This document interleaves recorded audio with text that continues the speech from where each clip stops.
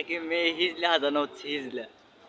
এই লাইলার এই লায়লা, লাইলার স্বামী লায়লার মামুনকে এখন মামুনকে হার নিতে।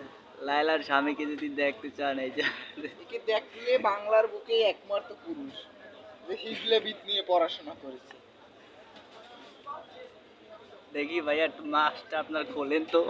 ভাই আপনার ক্ষমাটা দেখেন, আপনি তো তো কুমারা লাইলাকে ছাড়া বাঁচবেন না। আমি কুমারা দেখতে চাই, আপনার দর্শকে দেখতে চাই। আপনার এর মাথার ভিউটা দেখেন, যেটা দেখে মেয়েরা কেরাস খায়।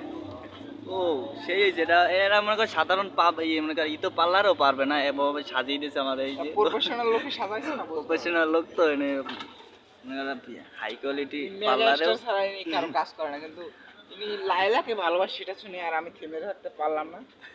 যে না চুলগুলো দেখছেন একেবারে লাইলার আঁচলের চুলের মতো।